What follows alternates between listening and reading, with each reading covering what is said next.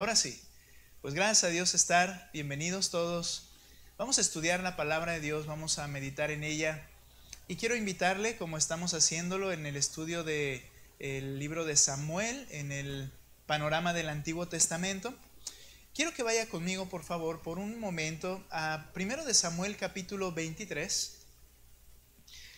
Es en esta porción en donde estamos avanzando, ¿verdad?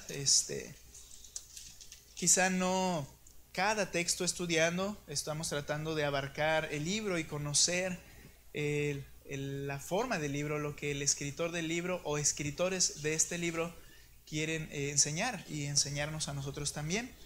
Y al estar avanzando, veíamos por ahí en la semana anterior acerca del ejército de David y lo comparábamos con el ejército de Cristo, que creo que hay una similitud importante. Y cómo el Señor lo hizo capitán de 400 hombres. Y cuando tú sigas leyendo primero de Samuel te vas a dar cuenta que solamente 2 capítulos más adelante ya eran 600 hombres, ¿verdad? Y que al final de cuentas pudimos aprender cómo es que el Señor nos ha hecho parte de su ejército, su pueblo, y nos ha escogido no de lo mejor, sino que ha escogido algo en lo cual Él quiere resplandecer. Que Él quiere resplandecer en nosotros, no que nosotros resplandezcamos por luz propia, como se utiliza esa frase, ¿no? Sino que sea Cristo en mí y no yo, ¿verdad? No mi fuerza. Ahora, David se hace de estos hombres, ellos se unen a David, más bien dicho, y la persecución de Saúl continúa. Ahora, al estar viendo esta parte histórica, si usted ha leído primero de Samuel, y le invito que si en esta sería apropiado en esta enseñanza, pues que esté leyendo o haya leído ya primero, segundo de Samuel para seguir con el contexto, ¿verdad?, de lo que estamos entendiendo. Pero vemos la persecución de Saúl.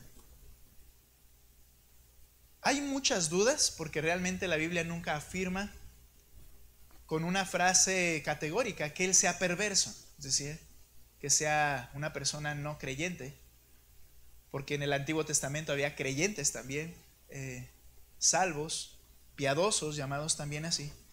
Y no hay un texto en el cual se diga si Saúl está en el cielo o no, ¿verdad?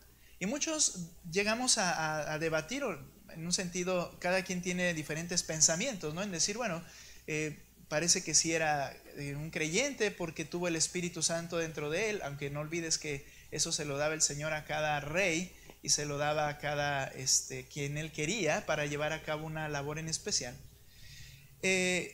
Otras razones, ¿verdad? Que Saúl manifiesta en ocasiones arrepentimiento, habla a Samuel y le dice acerca de Dios y de Jehová y profetizó y cosas como estas, ¿no? Pero cuando vemos la vida práctica de Saúl, de verdad que es bien difícil. Es bien difícil porque vemos a una persona impía en toda la extensión de la palabra. Sus actos no corresponden a las palabras de reconocimiento, por ejemplo, de Dios y de su grandeza. No corresponde a cómo él actuaba. Pero bueno, al final la escritura no nos dice qué era Saúl, pero lo que sí podemos ver para ponernos en contexto a lo que vamos a estudiar es que Saúl, persiguiendo a David, por medio de amenazas y calumnias, justifica sus actos perversos que él lleva a cabo. Nota capítulo 22, versículo 5, por favor.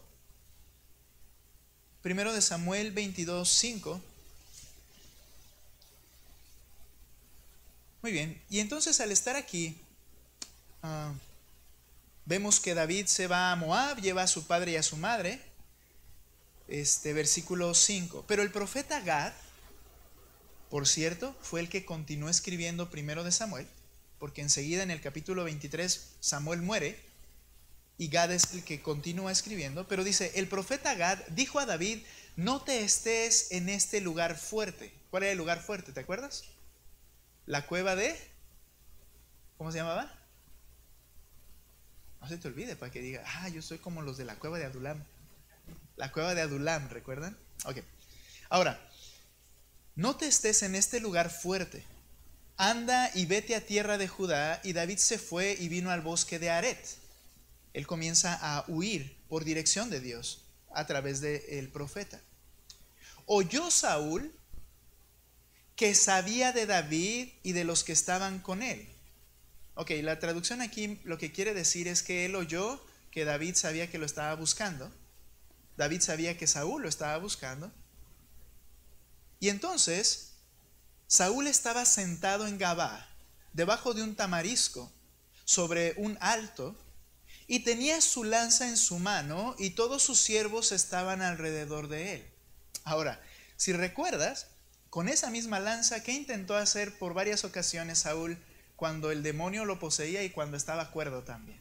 ¿Qué intentaba hacer? Trató de matar a David varias veces, por la espalda y como fuera, y David andaba corriendo. Me lo imagino allí, ¿verdad? Aventando el arpa y corriendo, porque lo agarraba cuando estaba tocando, distraído. Ahora, esa lanza, ¿y sabes qué estaba pasando? ¿Qué nos demuestra aquí esta porción? Es que Saúl estaba amenazando a sus líderes. ¿Por qué? Porque él pensaba que alguno de ellos había traicionado su confianza de Saúl y le había avisado a David, y David por eso iba a huir. Pero fue Dios a través del profeta Gad que le dijo, vete. Ahora, eso que está con su lanza era un acto de amenaza. Y todos sabían lo que Saúl podía hacer con esa lanza. Y mira lo que les empieza a decir a ellos. Justificando sus actos perversos, le dice, tenía su lanza en su mano, y todos sus siervos estaban alrededor de él. Y dijo Saúl a sus siervos que estaban alrededor de él, oíd ahora, hijos de Benjamín, de la misma tribu de él, eran sus líderes. Os dará también a todos vosotros el hijo de Isaí tierras y viñas, y os dará a todos vosotros jefes de millares y jefes de centenas, para que todos vosotros hayáis conspirado contra mí, y no haya quien me descubra al oído, como mi hijo ha hecho alianza con el hijo de Isaí, ni alguno de vosotros que se duela de mí y me descubra como mi hijo ha levantado a mi siervo contra mí para que me aceche tal como lo hace hoy. Saúl sabía que David y Jonatán, que era su hijo de Saúl, se amaban con una hermandad importante, y que Jonatán ponía su vida por David. Pero nota cómo les está diciendo aquí, ¿verdad? Dice que también él les va a dar viñas y tierras como yo les he dado, que los va a poner como príncipes de centenas y millares como yo lo he hecho. O sea, ya ustedes también se están poniendo de acuerdo con él. Y nadie me revela por qué me está acechando para matarme. En primer lugar, no lo estaba acechando, el que estaba acechando era Saúl. Pero él estaba haciéndose la víctima y justificando sus actos perversos de querer matar a un hombre justo, como todos lo conocían. Está amedrentando a sus propios líderes en estos versículos. Y entonces, bajo ese miedo que él les estaba infundiendo, habla este hombre Doeg edomita, y ve conmigo un poquito más adelante, versículo 7. Y estaba allí aquel día, perdón, ya me confundí, estaba acá de este lado, ¿verdad? 22, 9, ¿verdad? Gracias. Entonces Doeg edomita, que era el principal de los siervos, veíamos en el otro texto que era de los pastores de David, respondió y dijo, yo vi al hijo de Isaí que vino a Nob, a Imelec, hijo de Ahitob, el cual consultó por él a Jehová y le dio provisiones, y también le dio la espada de Goliat del filisteo. Ahora, sin temor alguno de Dios, asesinó a los sacerdotes de Nob en el capítulo 22. Y si tú lees, mató a los niños, mató a las niñas, mató a los animales. Es decir, hizo esa ciudad como un anatema, como si hubiera sido ordenado por Dios, que ese lugar era tan perverso que Dios quería mostrar su ira sobre ese pueblo, pero fue la ira de Saúl la que destruyó este pueblo de sacerdotes y sus familias, sin el más mínimo temor de Dios. Imponente, después de hacer esto, todas las ciudades conocieron lo que Saúl había hecho. Y entonces amedrenta a la ciudad de Keila. Te invito a que sigas leyendo después. Amedrenta a otra ciudad, la ciudad de Keila. Esta ciudad de Keila fue atacada por fariseos, y David, al oír que fariseos estaban robando todo lo que tenían, desolando toda la ciudad de Keila, David va con sus hombres, le dice a Dios, Señor, voy, y dice Dios, ve, y yo te voy a dar la victoria. Va, pelea, los libera a los de Keila. Saúl se entera que está en Keila, y entonces va a ir contra Keila, y la amenaza de que si no le entrega a David, va a asesinar a todos. Y ya habían visto que no se había tocado el corazón para matar a los hombres de Dios, a los sacerdotes, pues ¿qué va a hacer de Keila? Entonces, espantados los de Keila, están dispuestos a entregar a David. Nota el capítulo 23, versículo 12 y 13 solamente, ahí adelantito. 23, 12. David le pregunta a Dios. Dijo luego David, ¿me entregarán los vecinos de Keila a mí y a mis hombres en manos de Saúl? Y Jehová respondió, os entregarán. David entonces se levantó con sus hombres, que eran como 600, ¿recuerdas? De 400 a 600. Y salieron de Keila y anduvieron de un lugar a otro, y vino a Saúl la nueva de que David se había escapado de Keila y desistió de salir. David se va a lugares desérticos. Este Saúl, insaciable por envidia y miedo a David, persigue a David sin importar a quienes deba asesinar. Y esto lleva a que las aldeas que veían a David prontas estaban para denunciarlo, delatarlo, con tal de librarse de Saúl. Tal es el caso de otro poblado en donde él va a esconderse, que es Zif.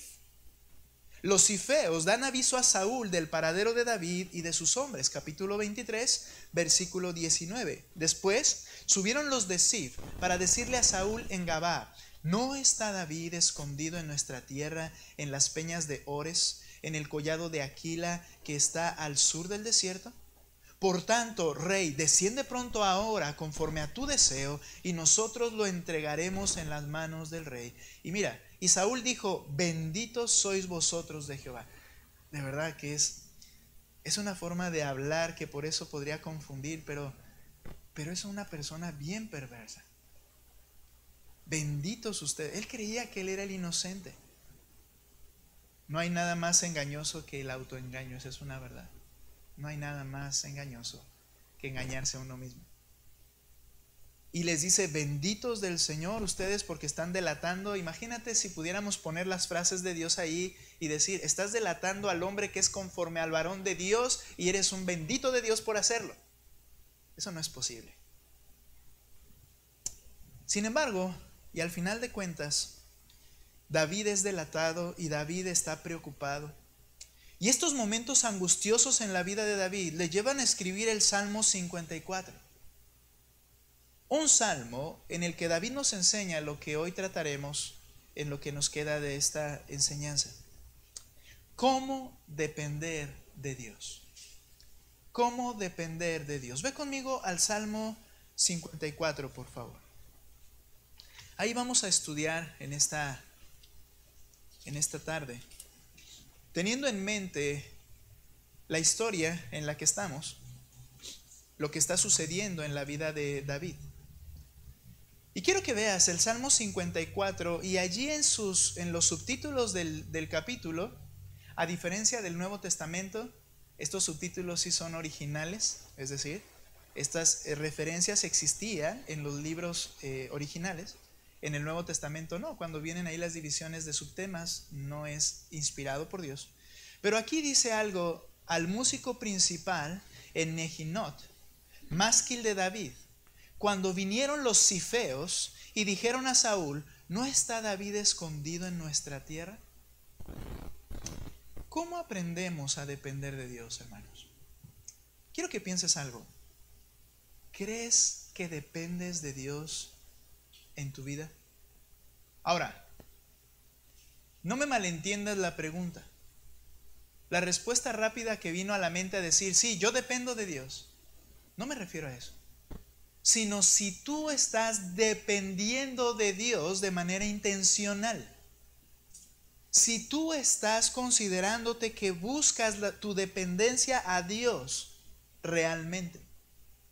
No esa frase que parece muy sencilla al decir, pues todos dependemos de Dios y yo dependo de Dios. No, pero tú buscas y tú dependes deliberadamente de Dios. ¿Cómo aprender a depender de Dios? ¿Cómo depender de Dios?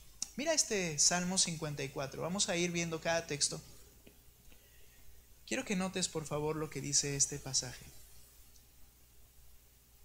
Oh Dios, sálvame por tu nombre. Esa palabra oh es una exclamación de preocupación. Es un clamor. Ese me recuerda a Romanos capítulo 10. Todo aquel que invocare. E invocar implica un grito. Invocar implica un clamor audible a decirle, oh, sálvame. Aunque después lo escribe de manera poética, David estaba angustiado. Y lo que surge en su corazón es una exclamación genuina de necesidad. Oh Dios, sálvame por tu nombre y con tu poder defiéndeme. Oh Dios, oye mi oración. Escucha las razones de mi boca, porque extraños se han levantado contra mí y hombres violentos buscan mi vida. No han puesto a Dios delante de sí. ¿Cómo depender de Dios? Vamos a dividir hasta aquí el capítulo 54 de los Salmos. ¿Sabes? No se puede depender de Dios si seguimos dependiendo de nosotros mismos. Suena lógico, ¿no? Si tú ya dependes de ti o de alguien más, pues no puedes decir que estás dependiendo absolutamente de Dios. Lo primero para poder depender de Dios, ¿sabes qué se requiere? Se requiere debilidad. Debilidad. Cuando nosotros nos sentimos fuertes, no buscamos ni dependemos de Dios. Cuando una persona como tú y como yo sentimos que las cosas están no tan mal, incluso sentimos que andamos bien, no estoy dependiendo de Dios. Ahora, no me malentiendan, no estoy hablando de desconfianza. Estoy hablando de que haya un reconocimiento personal y un sentimiento genuino de debilidad. Se requiere debilidad. Y la debilidad se caracteriza y es necesaria porque en la debilidad hay angustia. David grita, sálvame, oh Dios, por tu nombre. Él está angustiado. David estaba sumamente atribulado. Lean ustedes, por favor, sin perder aquí, el Salmo 21, por favor. Salmo 21. Hay angustia, en la debilidad hay angustia, pero no nos gusta. Pero si quieres depender de Dios, se requiere debilidad, y la debilidad implica angustia. Lean el Salmo 21, por favor. Adelante, hermanos. ¿Qué dice?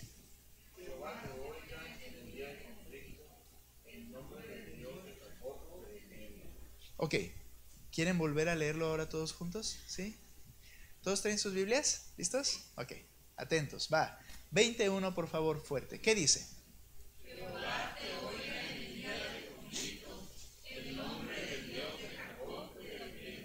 ¿Cuándo está deseando el escritor de esto que oiga Dios a la persona? ¿Cuándo? En el día del conflicto. ¿Qué es esto, hermanos? Angustia. El Señor, como el escultor perfecto que está formando a un hombre conforme a su corazón, en este caso David, ese Dios sabio y perfecto comprende que quiere enseñar a David y quiere hacer lo que descanse en él, pero no va a ser posible si no hay aflicción. Se requieren angustias. ¿Cuántas veces hemos orado, has dicho, bueno, hablando primero de David, cuántas veces él no podía decir, bueno, Dios es el que me sustenta, Dios está conmigo, yo dependo de Dios, pero no hay nunca se dice de manera tan real que cuando estás en una profunda angustia. Cuando estás en una profunda angustia, ahí realmente aprendes a buscar al único que te puede ayudar. ser consciente de mi debilidad, se requiere pasar por momentos de angustia. En su clamor reconoce David que solamente el nombre de Dios, es decir, su grandeza, su poder, sus cualidades, sus perfecciones, sus capacidades de Dios, solamente el nombre de Dios es el que le puede librar. Le dice en este Salmo 54, oh Dios, sálvame por tu nombre. Reconoce que es un Dios grande y reconoce que Él no tiene la capacidad en sí mismo, David, de librarse a sí mismo. Yo creo que es muy importante, hermanos, que a nuestros hijos no los provoquemos a ira. Y hablando de provocarlos a ira, implica que muchas veces los padres los menospreciamos y los tratamos de una manera tan ruda que los hacemos realmente enojarse en primer lugar, pero insultarlos, sin darnos cuenta que al ser una creación de Dios es alguien especial, y los hacemos sentir a veces peor que nada, que animales o que cosas, simplemente, con nuestra actitud y con nuestra forma de hablarles. Ahora, cuando estamos viendo esta porción, no estoy diciendo que a los hijos hay que tratarlos de esa forma como lo hacemos cuando ya nos enojamos. Pero es muy diferente a cuando normalmente, o cuando he escuchado que estamos alentando a nuestros hijos y les hacemos sentir que ellos pueden hacer todo sin necesidad de Dios. O incluso que Dios está listo para bendecirlos en todo porque así Dios quiere. ¿Sabes? Si de por sí como humanos no deseamos ni buscamos la angustia, obviamente no está diciendo que busques la angustia, pero no nos gusta, ¿no crees que es un engaño muy peligroso e incluso una manera de alejarlo de buscar al Señor al hacerle pensar que por sí mismo Él puede y que Dios va a estar a su favor dándole todo lo que quiere? Algo que nuestros hijos y nosotros debemos entender es nuestra fragilidad y debilidad. Y esto no es insultarles, hermanos. No hay que confundirlo. El hacerle ver a mi hijo, el hacerme ver a mí, que si tengo alguna capacidad debo darle gloria a Dios porque es algo que Él provee, no que yo lo haya tenido por mí mismo. Y que mi vida no tiene sentido si no busco al Señor que me ha dado la vida y que me ha dado todo lo que yo tengo.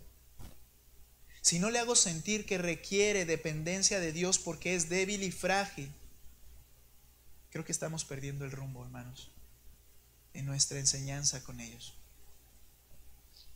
David reconoce que solo el nombre de Dios puede librarle, pero es en medio de la aflicción que él puede experimentar esta necesidad profunda. Se requiere angustia, porque para poder aprender a depender de Dios requieres estar en debilidad.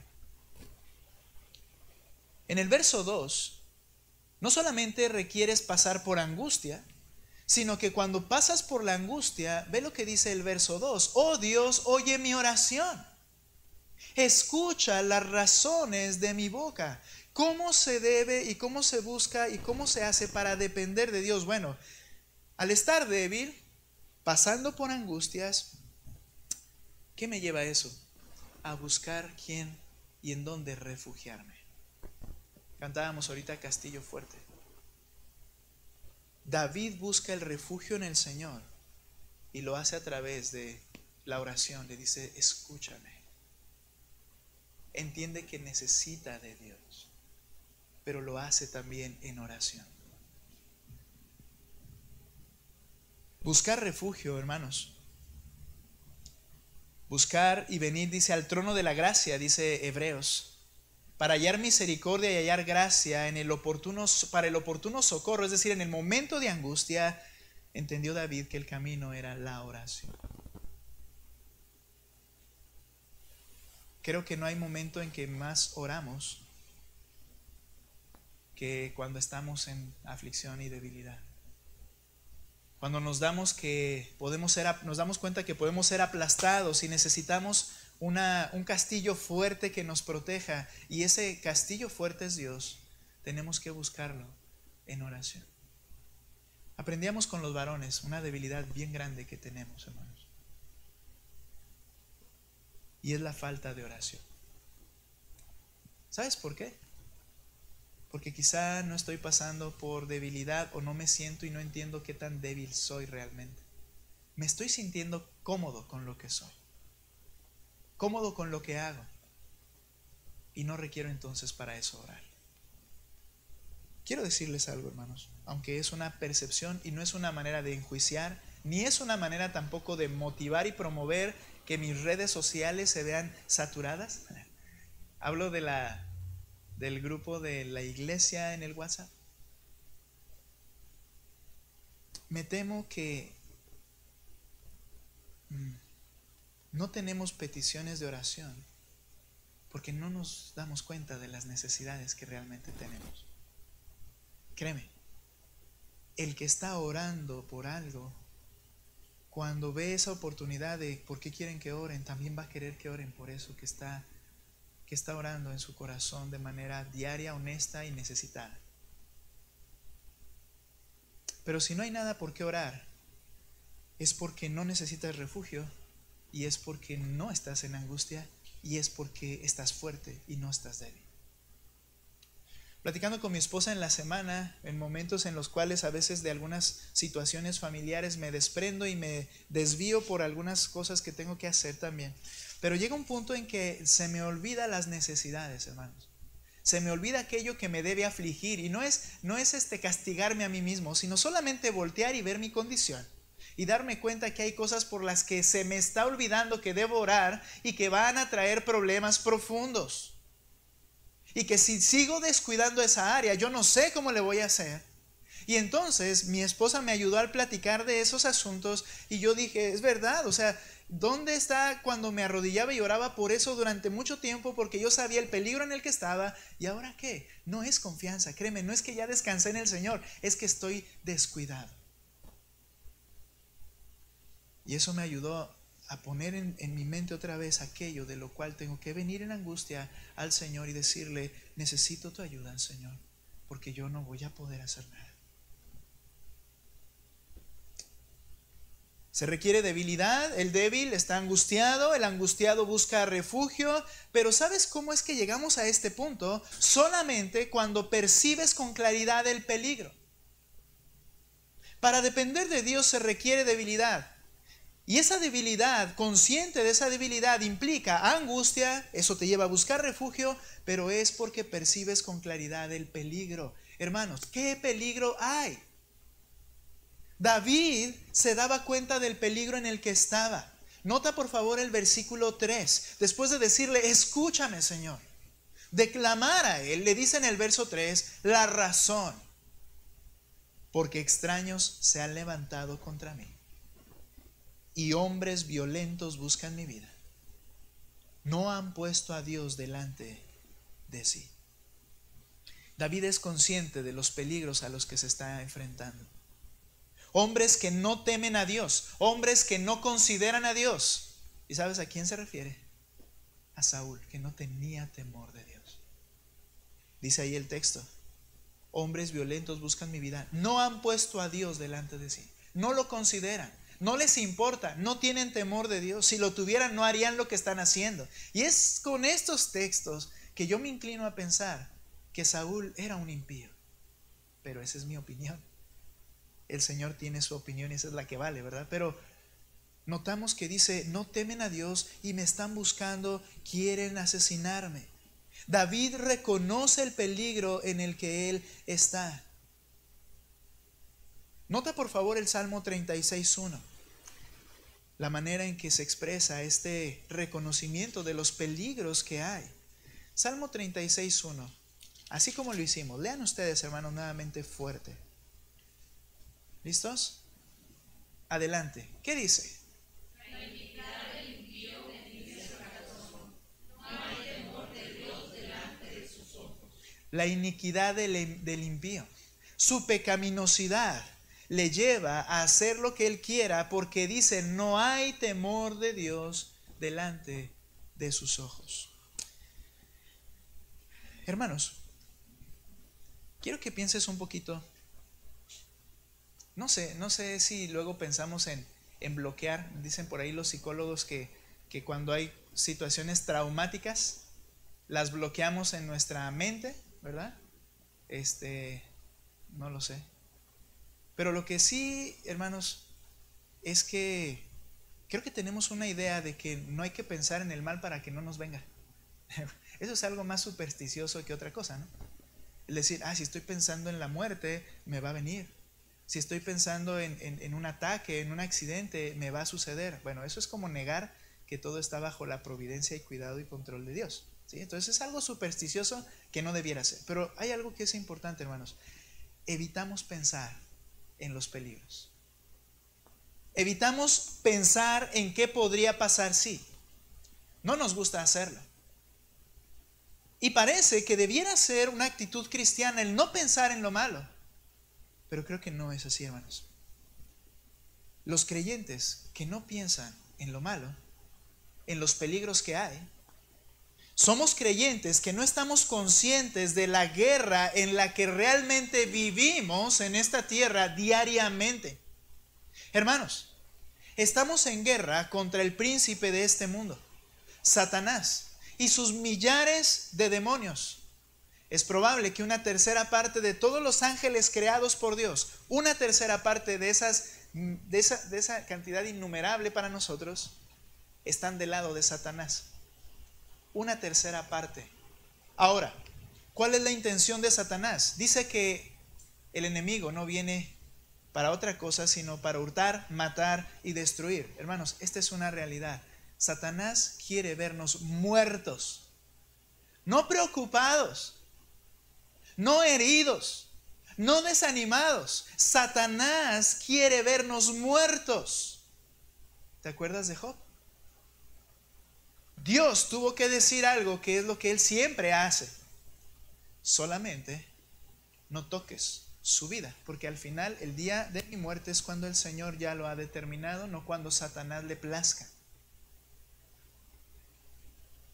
Pero realmente Satanás intenta destruirnos y él tiene sus ángeles, porque él no es omnipresente. ¿Te has dado cuenta que a veces hablamos de Satanás y decir, es que el diablo vino y me atacó? Y es un término correcto, incluso bíblicamente, decir es que el diablo vino a tentarme. Y luego el otro hermano dice, no, y a mí el diablo vino a tentarme también, y más o menos fue a la misma hora. Y luego el otro, y en el otro lado del mundo, y el diablo vino a tentarme. Y uno dice, el diablo está en todo lugar. No, él no es omnipresente, pero él tiene millones y millones de ángeles que tienen la misma mentalidad y buscan las mismas cosas. Y sabes, si no fuera por la protección de Dios y sus ángeles, ya hubiéramos sido destrozados tú y yo. Y Satanás hubiera usado a humanos perversos para acabar con nosotros. Quiero decir con esto, hermanos, que a veces somos inconscientes de algo de lo que deberíamos estar conscientes permanentemente. Del peligro en el que estamos. Nota, por favor, acompáñame a leer un pasaje. Efesios capítulo 6, versículo 12. Y luego esto lo vamos a comparar o lo vamos a completar con 2 Tesalonicenses capítulo 3. Por favor, Efesios 6, 12, hermanos. Gracias a Dios por la lluvia.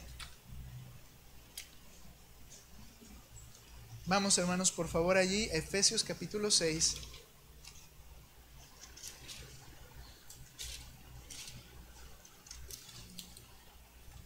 Versículo 12. ¿Listos? Mira lo que dice este texto. Porque no tenemos lucha contra sangre y carne. Bueno, ¿Saúl de qué era, hermanos? Sangre y carne. Pero seguimos. Porque no tenemos lucha contra sangre y carne, sino contra principados, contra potestades, contra los gobernadores, habla en plural, de las tinieblas de este siglo, contra huestes espirituales de maldad en las regiones celestes. Y luego se nos instruye entonces, tomen toda la armadura del Señor, manténganse firmes, alertas, constantes, y nos da las indicaciones. Pero nota, nuestra guerra no es contra carne y sangre. Ahora, sería un error decir, ok, entonces para David sí fue contra carne y sangre, pero para nosotros no es contra carne, solamente es una guerra espiritual. No es así. Nota por favor lo que dice también, y no es que quiera meterles más miedo al decir, con Satanás no hay problema, pero con la gente, y que venga alguien y me ataque. Por favor, lo que tenemos que entender es lo siguiente. 2 Tesalonicenses 3:1 al 3. 2 Tesalonicenses.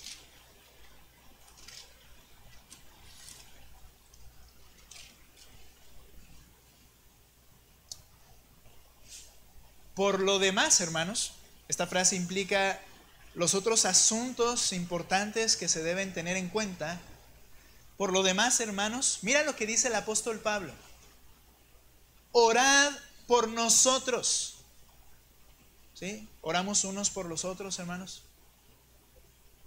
¿Por qué? Para que la palabra del Señor corra y sea glorificada, así como lo fue entre vosotros. Ahora, ¿cómo es que la palabra del Señor corre? ¿Has visto alguna Biblia salir corriendo? Bueno, el que sale corriendo es el que la trae cargando, ¿verdad? Cuando se termina el culto. Pero, ¿cómo que corre la palabra? Bueno, que llegue a más personas. ¿Cómo va a llegar a más personas? Bueno, pues Pablo tenía que predicarles a más personas. Si la palabra de Dios tiene que correr, implica que Pablo está diciendo, ayúdenme a orar para que no tenga yo ningún obstáculo y pueda seguir predicando. ¿Por qué? Porque mira lo que dice el verso 2. Y para que seamos librados de hombres perversos y malos, porque no es de todos la fe.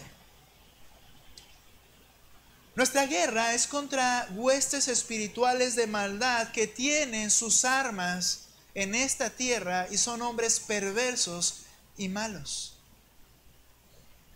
Créeme, hermanos, no es para meter miedo, sino para entender que estamos en peligro permanentemente. Cuando Cristo nos enseñó a orar en el modelo de oración, Mateo capítulo 6, Él dijo algo muy importante: líbranos del mal. Ahora, la palabra más apropiada es líbranos del malo, de Satanás y de todo lo que él quiere hacer contra ti. Pero quizá ni siquiera estás consciente ni yo de esas cosas.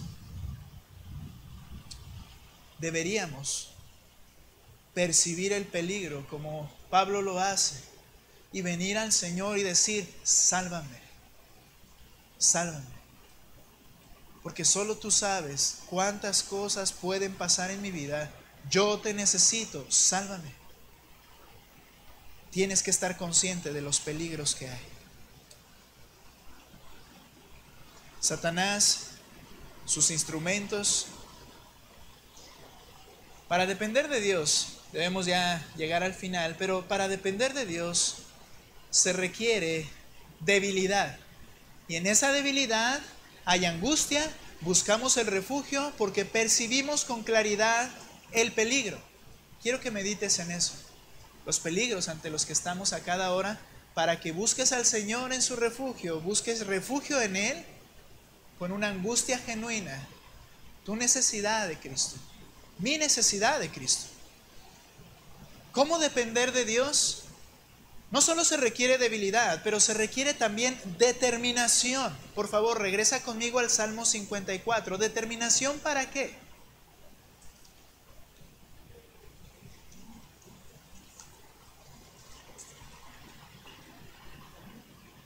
Si reconocemos nuestra debilidad, David reconoció su debilidad.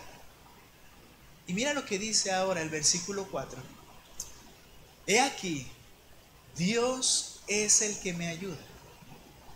El Señor está con los que sostiene mi vida. Él devolverá el mal a mis enemigos, córtalos por tu verdad. Voluntariamente sacrificaré a ti y alabaré tu nombre, oh Jehová, porque es bueno. porque Él me ha librado de toda angustia y mis ojos han visto la ruina de mis enemigos. Bien, yo sé que hay mucho ruido, pero ¿sí se escucha? ¿Sí? Ok. Ya no voy a gritar tanto porque ya creo que subieron el volumen, ¿verdad? Gracias. Ok. David se ve débil, clama al Señor, reconoce el peligro que hay. Pero ¿qué hace? Nota que en el Salmo 54 hay una palabra que dice Selah. ¿La notas ahí en tu Biblia? El versículo 3 al 4. Después de hablar de la debilidad y de los peligros, el Selah es una pausa. Cuando David escribió de manera poética esto, recordando lo que sucedió cuando los cifeos lo denunciaron, pero al escribirlo poéticamente, ese Selah era una pausa. Es probable que era un interludio musical en el que después de hablar de la angustia, la música continuaba, había una pausa, un momento de meditación. Y ahora entra con un aspecto que es necesario pero distinto. Ese aspecto, hermanos, es la determinación. ¿Para qué? En primer lugar, determinación para confiar. Son palabras de confianza ante Dios, que aunque están en medio de estas dificultades, David le está hablando al Señor que confía en Él. Nota el primer versículo 4, después de la pausa. He aquí, Dios es el que me ayuda. Son palabras de confianza. El Señor está con los que sostienen mi vida. En otra traducción dice, pero Dios es el que me ayuda. El Señor es el que sostiene mi alma. Hermanos, depender de Dios, venir en oración, angustiado, tiene que llevarme y tiene que venir de manera deliberada en mí la determinación de que aunque esté en medio de cualquier aflicción, pueda dar palabras de genuina confianza a Dios. Yo sé que tú eres el que me libras. Yo sé que tú eres el que me guardas. Yo sé que tú eres quien me cuida. Estas palabras de confianza, hermanos, son necesarias porque yo puedo recordar lo que Dios ha hecho a mi favor. Cuando viene angustia a mi vida, hermanos, no quiere decir que yo entonces llegue a un punto de desaliento y de tal amargura que comience a estar nervioso y tembloroso. No, tengo que tener confianza en el que me puede ayudar. Tenemos que tener la determinación de confiar. Tenemos que tener la determinación de reconocer la fidelidad de Dios, aunque quizá en ese momento no la estoy sintiendo por completo. Debo reconocer que Dios es fiel. Mira lo que dice el verso 5, por favor. ¿Ustedes son más? Ayúdenme a leer fuerte, por favor. Versículo 5. Fuerte, hermanos, para que se escuche. ¿Qué dice?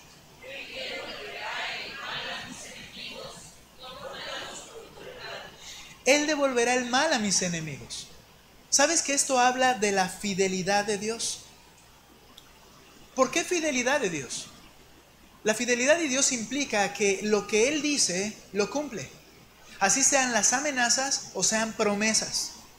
Cantábamos hace un momento que Él es un Dios... no es cierto. Vamos a cantarlo después de la predicación. Él es un Dios que cumple sus promesas. Lo que está diciendo David aquí es que Él devolverá el mal a mis enemigos. Es estar consciente de que Dios ejecuta un juicio justo y que Él ha prometido que van a pagar cada quien por su propia iniquidad. Dios lo ha prometido, ningún pecado quedará impune. Y decir esto no es un acto de amargura de David, sino un reconocimiento de que Dios es fiel a lo que Él ha dicho. Un día el Señor los castigará. Un día el Señor les pagará conforme a lo que han hecho. Y no es que Él esté enojado. Él está recordando que Dios es fiel. Tenemos que tener la determinación para confiar en Él, para reconocer su fidelidad pero también la determinación para que, aunque estamos en medio de aflicción, adorar a Dios. Nota lo que dice el versículo 6. Voluntariamente sacrificaré a ti. Alabaré tu nombre, oh Jehová, porque es bueno. Es un deseo el de David de adoración a Dios, voluntario. Otra palabra que se traduce con esta es libre. No me están forzando, no es por las circunstancias, es porque yo te quiero adorar. Aunque esté en medio de esta situación, yo te quiero adorar. David reconoce que Dios es bueno y David recuerda sus bondades. Este texto me ha servido mucho, hermanos, el que vamos a leer. Ve conmigo al Salmo 119, 68, por favor. Hermano Manuel, ¿recuerda cuál es el capítulo más largo de la Biblia? Salmo 119 es el que vamos a leer. Si no, el próximo juego le vamos a hacer la misma pregunta, hermano. 119. Y miren lo que dice, por favor, el versículo 68. Le dice David a Dios: bueno eres tú. Primera frase: de Dios no surge ningún mal. De Él no surge perversidad. Todo lo que Él hace es bueno. Ahora, cuando estamos en medio de una aflicción, nos llegamos a preguntar: ¿y cómo esto puede ser bueno? David reconoce que la naturaleza de Dios es que Él es bueno y no puede surgir nada mal de Él. Pero la siguiente afirmación habla de su confianza y de su entendimiento de David acerca de Dios. Mira lo que dice: bueno eres tú. Pero luego, ¿qué dice? Y bienhechor. Es decir, que lo que haces, no solo eres bueno, sino lo que haces también tiene un buen propósito. No te equivocaste y no te estás equivocando ahorita. Nunca te has equivocado y no te estás equivocando conmigo, a pesar de que estoy pasando por momentos de dificultad. Por lo tanto, eso lleva a David a decir: libremente te adoraré y te alabaré, porque eres bueno y bienhechor. Hermanos, depender de Dios requiere que puedas expresar tu confianza, reconocer su fidelidad, adorar a Dios en medio de cualquier circunstancia y, por último, agradecerle a Dios. Terminamos ahí en el Salmo 54, por favor. Versículo 7. ¿Por qué le alaba? ¿Por qué reconoce que Dios es fiel? ¿Por qué confía en Dios? Lean ustedes, por favor, el verso 7, hermanos. Adelante. ¿Qué dice? De toda angustia, y mis ojos han visto la ruina de mis enemigos. Él puede voltear hacia atrás y Dios le ha manifestado que Él lo que hace, lo que ha hecho, Él lo ha cumplido, Él ha guardado, Él lo ha librado. ¿Y qué está haciendo David? Darle gracias por lo que Dios ya ha hecho. Hermanos, en el libro de Filipenses, el apóstol Pablo dice que ninguno de nosotros debe estar afanoso, angustiado, preocupado. Y luego nos dice por qué cosas sí podemos estarlo. ¿Recuerdas? Por nada. Por nada. Y la solución que David experimentó en su vida, y que es lo que hemos aprendido en este Salmo 54: si no sean conocidas tus peticiones ante Dios, tus ruegos, y el ruego surge cuando hay angustia ante Dios. Pero luego dice Pablo, pero no solo expresa eso, sino con acción de gracias, volteando hacia atrás y comprobando que Dios es bueno y bienhechor. Y la paz de Dios guardará tu corazón. ¿Cómo se depende de Dios? Hermanos, necesitamos pasar por angustia, debilidad, para buscarle en refugio, viendo el peligro.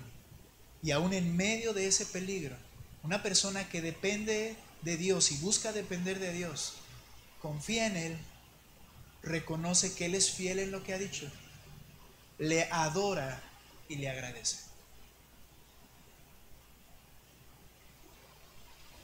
¿Crees que hace falta un poco más de angustia en tu vida?